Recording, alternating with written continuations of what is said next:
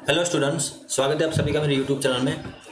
आज हम लोग डिस्कस करने वाले डीसी मशीन की कुछ फैक्चुअल डेटा। तो आपको पता ही होगा कि जो डीसी मशीन है उसमें डीसी मोटर और डीसी जनरेटर होता है।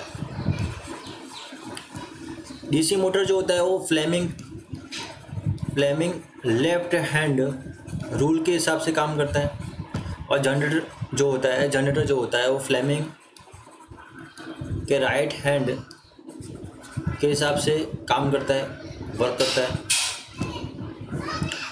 इसमें दो टाइप से जो डीसी मशीन होता है, इसमें दो टाइप से रहेंगे, डीसी मोटर और होगा डीसी जनरेटर। दोनों का जो कंस्ट्रक्शन होगा वो क्या होगा, सेम होगा, कंस्ट्रक्शन सेम रहेगा।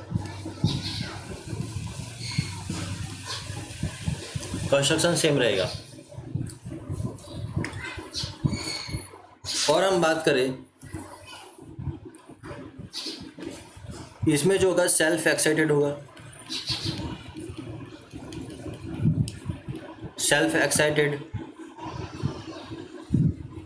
और दूसरा जो होता है सेपरेटली एक्साइटेड। ये मोटर के टाइप्स है। सेल्फ एक्साइटेड की बात करें, जनरेटर में सेम होगा, जनरेटर में भी सेल्फ एक्साइटेड और सेपरेटेड एक्साइटेड होगा। इसकी बात करें सेल्फ एक्साइटेड की, हम बात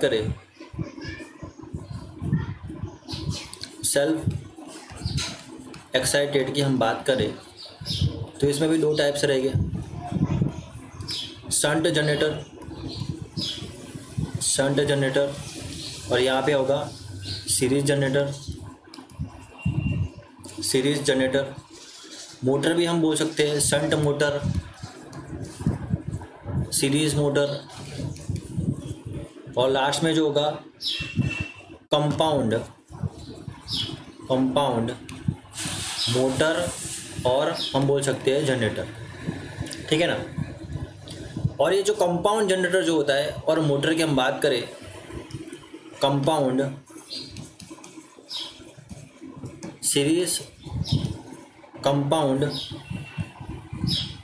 कंपाउंड जनरेटर में, या फिर मोटर की हम बात करें, जनरेटर और मोटर की हम बात करें, तो इसमें आपको याद रखना है कि शॉर्ट शंट और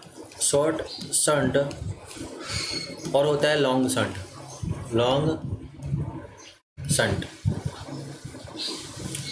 मोटर में भी हम बात करें तो इसमें भी क्या होगा, शॉर्ट शंट मोटर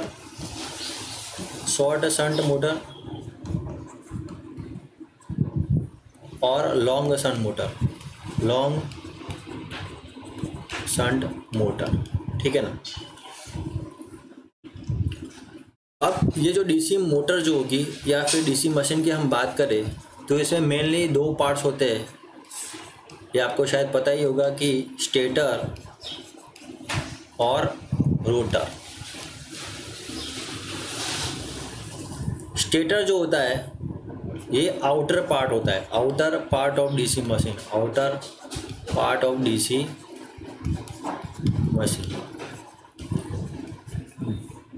ये इनर पार्ट होता है,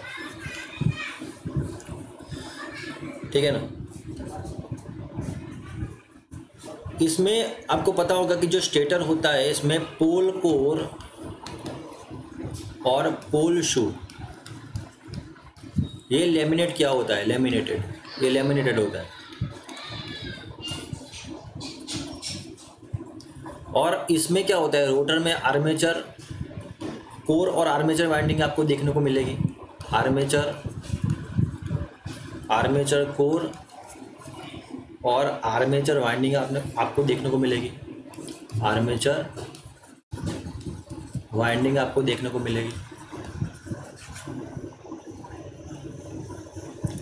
आगे बात करें हम ऐसा बोल सकते हैं कि जो स्टेटर होता है उसमें पोल कोर कंटेंस, ऐसा बोल सकते हैं हम, कंटेंस फील्ड वाइंडिंग।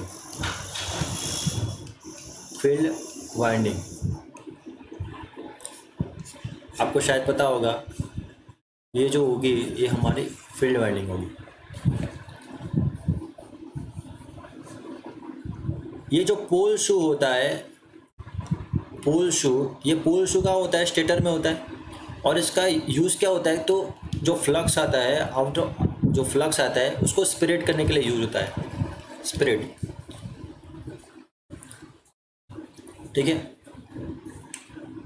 और ये जो फ्लक्स जो होता है वो स्प्रेड होता है, यूनिफॉर्मली स्प्रेड होता है पोल शू में, ठीक है ना। आगे हम बात करें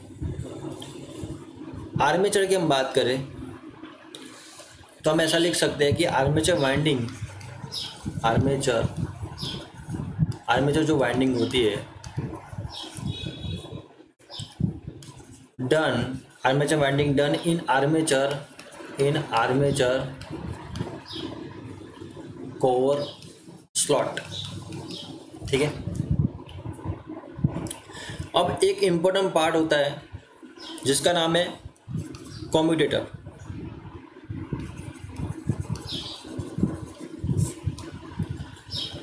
इसका जो यूज़ होता है मैं आपको समझा दूँ। ये जो कम्यूटेटर होता है,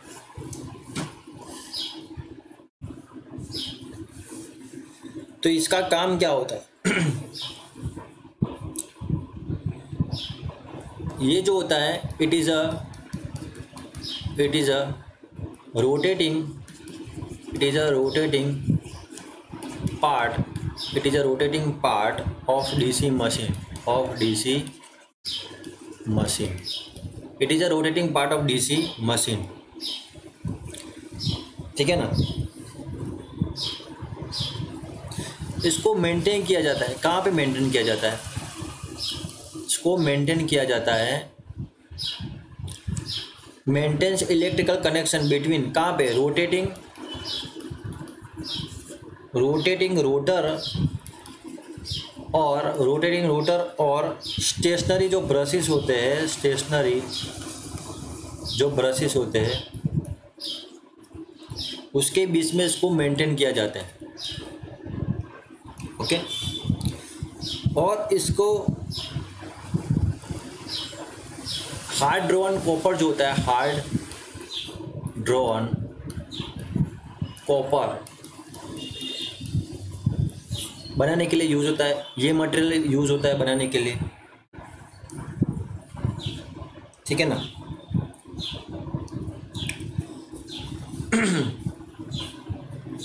फिर हम ऐसा बोल सकते हैं कि इसमें कुछ लिमिटेशन है, आपको लिमिटेशन याद रखनी है।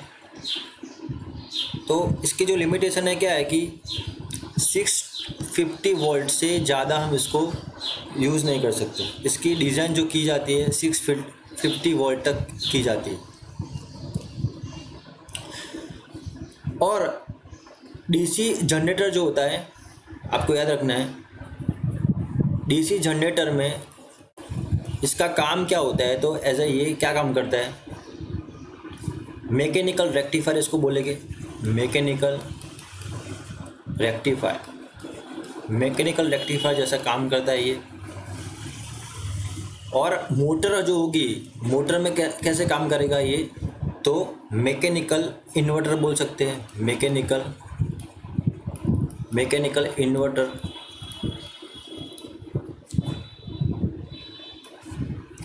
आगे हम बात करें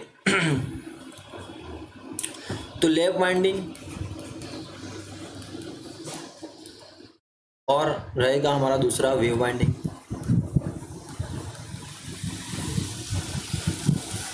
तो जो लैप वाइंडिंग जो होता है ये कंप्लीटली मैकेनिकली बैलेंस होता है, मैकेनिकली बैलेंस्ड होता है। और ये जो होता है इनकम्प्लीट वाइंडिंग होता है, इसमें इनकम्प्लीट वाइंडिंग होगा ये। सो इसको हम बोल सकते हैं मैकेनिकली अनबैलेंस होगा, ये मैकेनिकली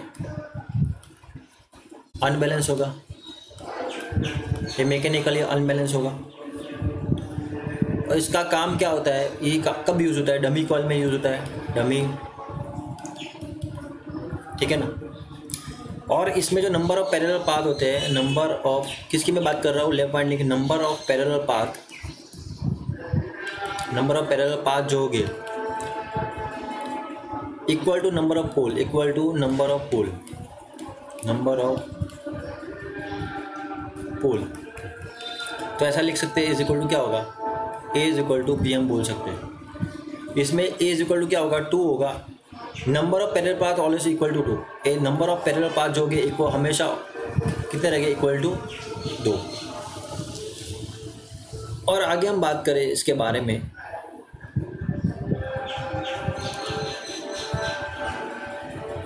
ये डमी कॉइल में यूज़ होता है, आपको पता ही होगा इसका काम क्या है, डमी कॉइल में यूज़ करता है। और ये जो होता है ये क्या करता है, तो इक्विलाइजर रिंग, ये जो काम करता है equaliser ring stop circulating current, ठीक है, करंट को क्या करेगा, स्टॉप करेगा, सर्कुलेटिंग करंट को स्टॉप करेगा, ठीक है। आगे बात करें हम,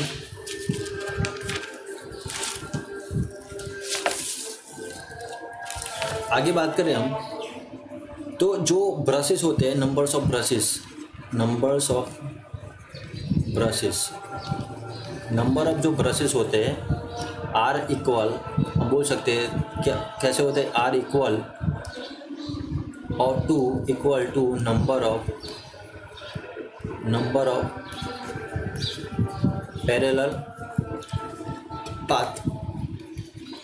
तो ऐसा लिख सकते हैं, इज इक्वल टू बी और नंबर ऑफ ब्रशेस, ऐसा हम लिख सकते हैं।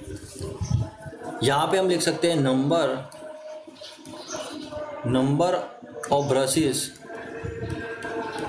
ब्रशेस आर ऑलवेज, ये हमेशा कैसे होते हैं, आर ऑलवेज 2, बिकॉज इसका रीज़न हम लिख सकते हैं, because of 2 parallel path, because of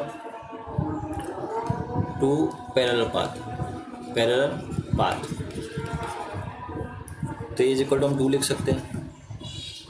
ये लो वाइंडिंग, ये जो होता है लेफ्ट वाइंडिंग,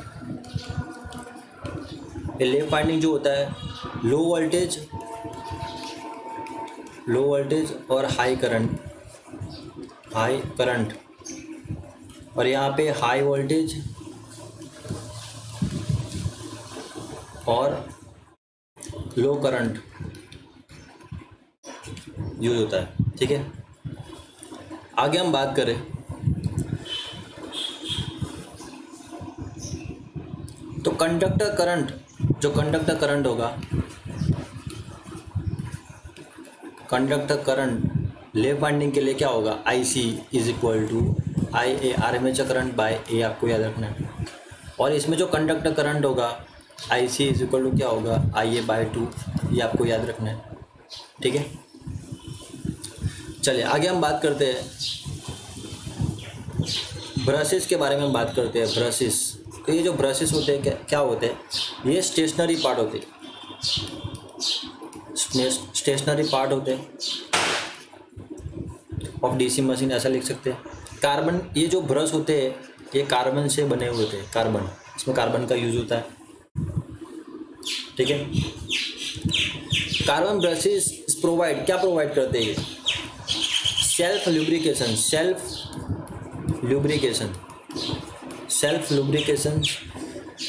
प्रोवाइड करते हैं, ठीक है। इसमें कॉपर ब्रशेस और दूसरे जो होते हैं ग्रेफाइट ब्रशेस, ये 2 ब्रशेस होते हैं। तो ये जो कॉपर ब्रशेस होते हैं लो वोल्टेज, इसको प्रेफर किया जाता है लो वोल्टेज और हाई करंट के लिए प्रेफर करते हैं इसको। और ग्रेफाइट ब्रशेस में हाई वोल्टेज और लो करंट के लिए हम प्रेफर करते हैं, लो करंट के लिए हम इसको प्रेफर करते हैं।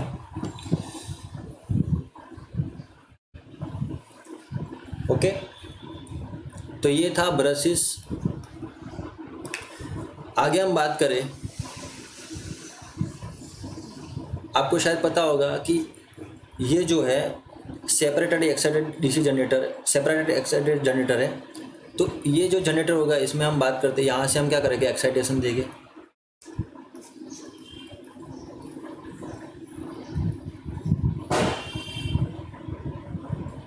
ठीक है ना।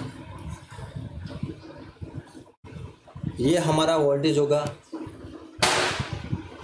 ये टर्मिनल वोल्टेज है, ये एक्साइटेशन हमें यहाँ पे, ये फील्ड वाइंडिंग है, इसको एक्साइटेशन देना है हमें। यहाँ पे जो फील्ड करंट होगा IF, और यहाँ पे जो होगा IA इज इक्वल टू क्या होगा, IL होगा, और यहाँ से आर्मेचर करंट निकलेगी IA। ये आर्मेचर है हमारा, यहाँ पे आर्मेचर रेजिस्टेंस भी होगा RA। तो IA इज इक्वल टू क्या लिख सकते हैं हम, ये मैं किसकी बात कर रहा हूँ, सेपरेटरी, आपको ये लिखना है तो लिख दो, सेपरेटरी एक्साइटेड जनरेटर,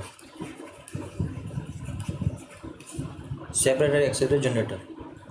ये फील्ड वाइंडिंग रेजिस्टेंस है RF, और यहाँ पे जो वोल्टेज होगा, तो देखो यहाँ पे हम लिख सकते हैं IA is equal to IL होगा, armature current is equal to क्या होगा, load current, armature current is equal to load current, okay. और जो टर्मिनल वोल्टेज होगा VT इज इक्वल टू हम लिख सकते हैं EG minus IA into RA, ये जो है जनरेटेड EMF है, और माइनस लिखेंगे हम ब्रश ड्रॉप, इसमें ब्रश ड्रॉप भी होगा। तो ये था फॉर्मूला। DC शंट जनरेटर की हम बात करें, DC शंट जनरेटर की हम बात करें, DC शंट जनरेटर की हम बात करें, तो इसमें होगा ये फील्ड वाइंडिंग, तो यहाँ पे होगा हमारा आर्मेचर, ये आर्मेचर करंट है IA, ठीक है। ये शंट करंट ISH, ये टर्मिनल वोल्टेज रहेगा यहाँ पर VT, ओके। तो हम लिख सकते हैं IA इज इक्वल टू क्या होगा, ISH प्लस IL होगा, armature current is equal to क्या होगा, तो ये ISH और ये होगा IL, तो IA इज इक्वल टू क्या लिख सकते हैं हम यहाँ पर, IA is equal to ISH plus IL लिख सकते हैं। और यहाँ पे टर्मिनल वोल्टेज कितना होगा, यहाँ पे EG minus IA into RA minus IA into RA minus brush drop, ठीक है ना। तो ये था shunt generator, DC shunt generator. आगे बात करें हम DC मोटर की हम बात करें, DC मोटर में हम बात करते हैं सेपरेटरी एक्साइटेड मोटर, इसकी हम बात करें तो ये क्या होगा, यहाँ पर एक्साइटेशन देंगे हम, यहाँ से ये होगा VF फील्ड वोल्टेज, ये फील्ड करंट होगा यहाँ पे, और यहाँ पे हमने मान लिया ये हमारा आर्मेचर है, ठीक है। और यहाँ से ये सप्लाई वोल्टेज है यहाँ से, चलिए। तो IS supply current is equal to क्या होगा, IA, और EB is equal to back EMF is equal to हम क्या लिख सकते हैं, VS minus IA into RA हम लिख सकते हैं, ठीक है ना। तो क्या होगा, VS minus IA into RA, और यहाँ पे एक और ड्रॉप होगा, ब्रश ड्रॉप बोल सकते हैं, ये जो होगा ये ब्रश ड्रॉप होगा। चले आगे बात करें हम, तो DC शंट मोटर की हम बात करें, DC शंट मोटर, तो इसमें जो आपको शायद पता होगा कि ये शंट करंट ISH है, ये हमारा आर्मेचर,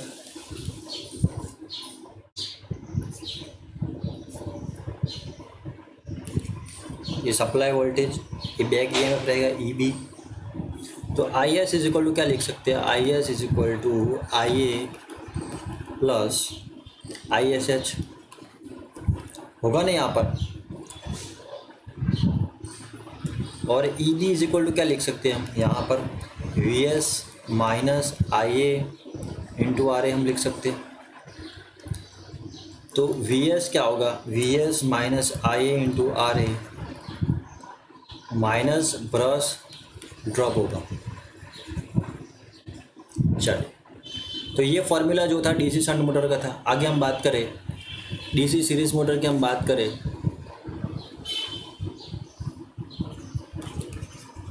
सीरीज़ मोटर और डीसी सीरीज़ जनरेटर की हम बात कर लेते हैं।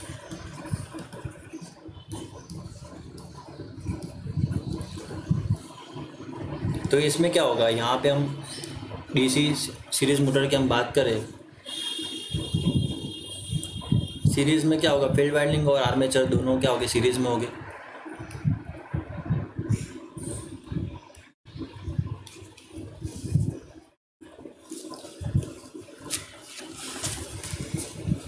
तो यहाँ पे हमने मान लिया आई ए,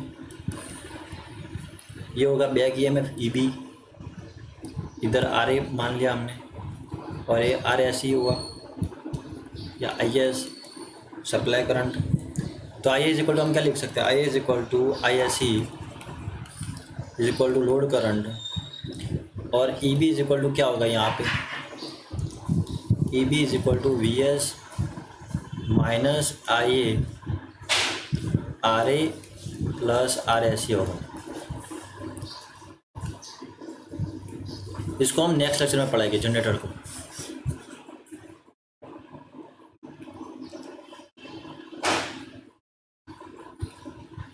चलो, और V S is equal to हम लिख सकते हैं V S minus I A R A plus R S E, और ब्रश ड्रॉप भी होगा यहाँ पे, ब्रश ड्रॉप। ठीक है, तो ये था डीसी सीरीज मोटर। तो हम मिलते हैं नेक्स्ट लेक्चर में, जो हमारा इनकम्प्लीट वर्क है उसको कंप्लीट करेंगे। Okay, thank you for watching this video.